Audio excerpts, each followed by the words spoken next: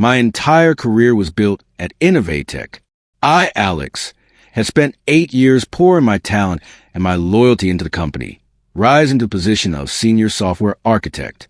My former boss, Mr. Sterling, and my rival co-worker, Victor, were the architects of my eventual downfall. I was the quiet, meticulous engineer.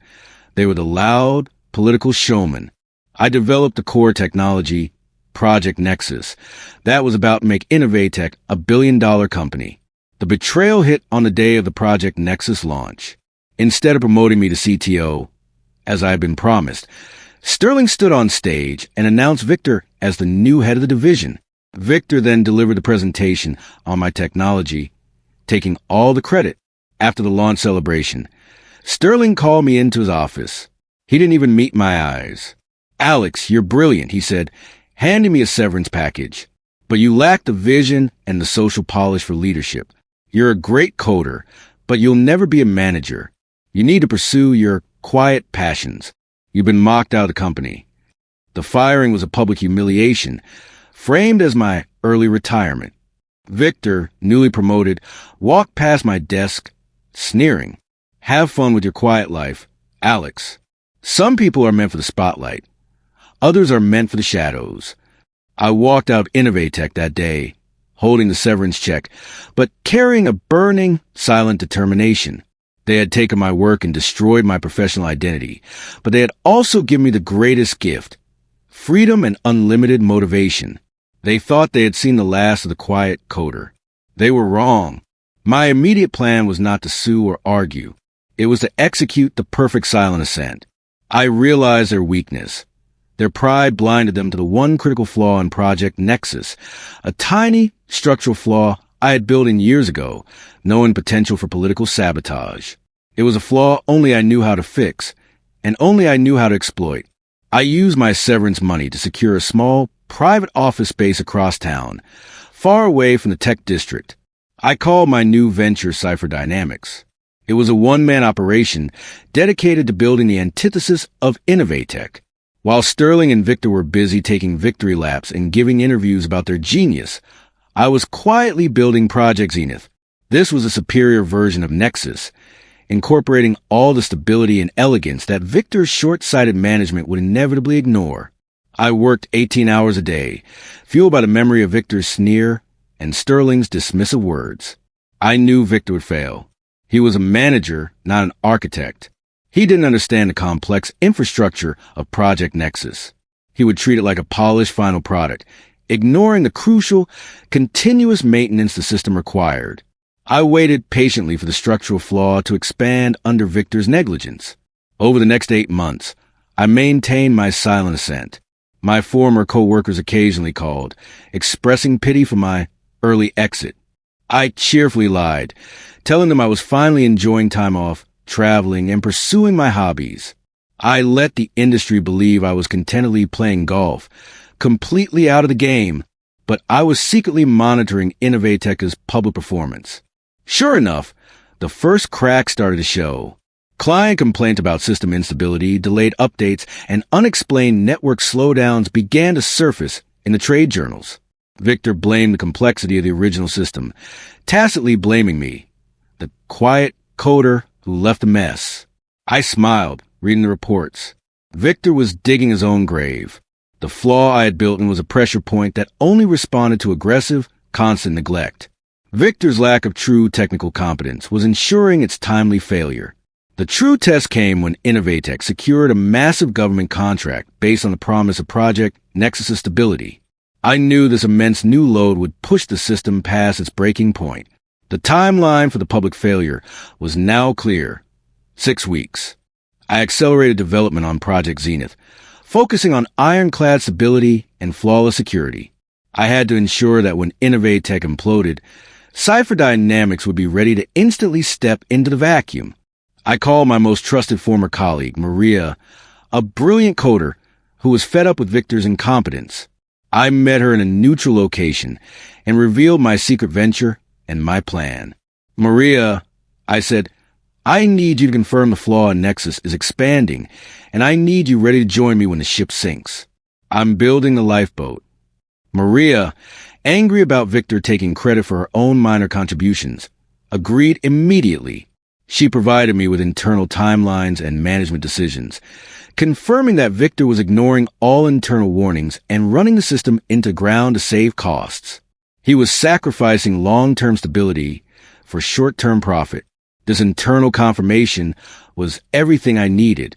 I had not only the technical solution, but the inside knowledge to time my final move perfectly. The failure arrived on a Tuesday morning. Innovatech's main server, under the stress of the new government contract, suffered a catastrophic, complete system failure. The entire network went down instantly. Billions of dollars in contracts were suddenly on hold. The stock plunged into freefall. The chaos at Innovatech was immediate and absolute. Victor and Sterling were summoned to an emergency board meeting. They couldn't explain the failure because they didn't understand the underlying code. They couldn't fix it because they had fired the only team members capable of true repair. Victor, in a moment of sheer panic, did the one thing I knew he would. He called me. My phone rang. It was an unknown number.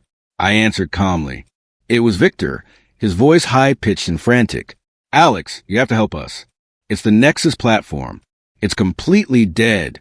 Whatever you left in the code, only you know how to fix it. I'll pay you anything. Name your price." I maintained my calm, retired persona. I leaned back in my chair in the quiet office of Cypher Dynamics, looking at the blinking cursor on my fully operational Project Zenith system. "Victor," I replied, my voice smooth and relaxed. "I'm sorry I'm retired. I haven't looked at code in almost a year. You told the world I was incompetent and lacked vision.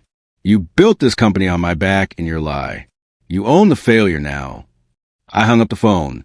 It was the sweetest form of revenge. Not a public battle, but a calm, total refusal to save a man who had destroyed my career. Victor had to face the board with nothing but his arrogance. Within the hour, I received a call from the Innovatech board chairman, Mr. Chun. He was calmer but intensely desperate. "Alex, we know Victor forced you out," Chun stated, skipping the pleasantries. "We know he's incompetent. We need the Nexus system restored immediately. What is your price to save us?" "You don't need a fix, Mr. Chun," I replied. "You need a replacement. Project Nexus is fundamentally flawed and structurally unstable due to the management Victor implemented. It's too late to save it." I then dropped the bombshell. "However, I have a superior, stable, and ready-to-deploy system. I call it Project Zenith. It is the full, realized vision you were promised years ago." Chun was silent for a full 10 seconds. The contrast between the ruin of Innovatech and my confident offer of a ready-made solution was the shock he needed. "Alex, what are your terms?" Chun asked, his voice now professional, sensing the shift in power. I didn't ask for money or my old job back. I asked for the only thing that mattered: complete, total control, and the utter humiliation of my betrayers. I want Victor and Sterling permanently terminated and publicly discredited for incompetence. I demanded. I want full ownership of the technology one built, and I want the new contract for the government work, which will now be run on Cypher Dynamics platform. And I want an immediate apology in front of the press, stating that the company made a catastrophic mistake in dismissing me. Chun agreed to all terms immediately. Innovatech was facing bankruptcy. I was their only lifeline. The company was forced to buy the solution from me, the man they had mocked, on my terms. Within 48 hours, I was back in the Innovatech headquarters, not as a fired engineer, but as the company's new chief strategist and the owner of the critical technology. Victor and Sterling were escorted out of the building by security, their failure total and public. I walked past Victor's empty office. The irony was sweet. He had wanted the spotlight. Now he had the shame. My silent ascent had culminated in absolute mastery. The first thing I did was address the remaining Innovatech employees. They sat in the auditorium, looking scared and defeated. "I know many of you feel betrayed," I stated. "I was betrayed, too. But that ends today. Innovatech is being rebuilt on a foundation of integrity and talent, not politics and arrogance. Project Zenith is being deployed immediately." I looked out at the faces of my former colleagues. I saw respect, relief, and awe. I had proven that skill, silence, and patience are more powerful than any amount of corporate politics. I immediately brought Maria onto the executive team, rewarding her loyalty and talent. I proved to the entire company that competence would be valued over status. The deployment of Project Zenith was seamless. The stability was immediately noticeable. The government contract was salvaged, and Innovatech's stock, though damaged, began to claw its way back up, fueled by the narrative of the founder's heroic return. The industry press went wild. The story of the quiet engineer who returned from retirement to save the company that betrayed him was a massive hit. My social polish was replaced by the powerful narrative of my strategic brilliance. I realized that the most delicious part of the revenge was that Victor and Sterling were forced to watch, from the sidelines, as the company they ruined was rebuilt and made successful by the man they mocked. I sat in my new corner office, the one that once belonged to Mr. Sterling. The view was magnificent, but the greatest feeling was the freedom. I was no longer an employee. I was the owner of the core technology and the strategic leader of the entire operation. The Mockery had indeed led to mastery. My quiet focus in the garage had yielded a victory far greater than any promotion could have offered. I kept a small, tarnished key on my desk, the key to the small, private office where I built Cipher Dynamics. It was a physical reminder of the rock bottom that became my most crucial launch pad. The failure of Victor and Sterling was comprehensive. They were sued by the board for negligence and fired for cause, meaning they lost their stock options and their reputations were completely destroyed. They couldn't work in the industry again. Victor called me one last time, not to plead, but to lash out. You planned this, Alex. You left a flaw there. You sabotaged us. I planned for the possibility of your incompetence, Victor. I corrected him calmly. The flaw was designed to fail under the pressure of poor management. You provided the poor management perfectly. You sabotaged yourself. I hung up. My focus shifted from revenge to legacy. I used my new position to fundamentally change the culture of Innovatech, ensuring that technical competence and integrity were the only paths to advancement. The new motto became, silence the noise, ship the code. I wrote a detailed account of my journey, focusing on the strategic silence I maintained and the painful discipline required to build a counterweapon. I wanted others who felt betrayed to understand the power of the long game. If you ever felt betrayed or mocked in your career, let my story be your fuel. Comment below and share one strategy you used to overcome betrayal. The article was a sensation. People resonated with the idea that competence can be quietly cultivated while arrogance destroys itself in the spotlight. My story became a blueprint for silent success. The irony was perfect. The very quality Sterling criticized, my quiet, meticulous nature, was a quality that allowed me to maintain the deception, build a superior product, and strategically win the war. I realized that the moment I was pushed out was the day I truly took control of my professional life. My greatest failure became my greatest professional asset. The final component of my ascent was securing the future. I ensured that Cipher Dynamics, my garage startup, remained independent and became the primary R&D arm for Innovatech, ensuring my continued control over the core technology and future innovation. Sterling and Victor were publicly shamed in the press, their names forever linked to the biggest corporate collapse in the sector's history. My return was the ultimate public redemption. I often think of Victor's sneer on the day I was fired. He thought he was walking into the light. He was walking into a trap I had set with flawless precision.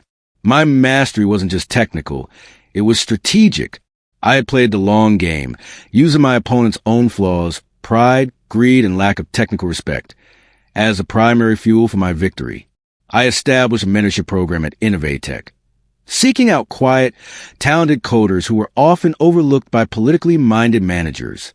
I ensured their talent would never be stifled or stolen again. The office, once a place of fear and manipulation, became a place of genuine innovation and talent. The atmosphere was calm, focused, and deeply productive.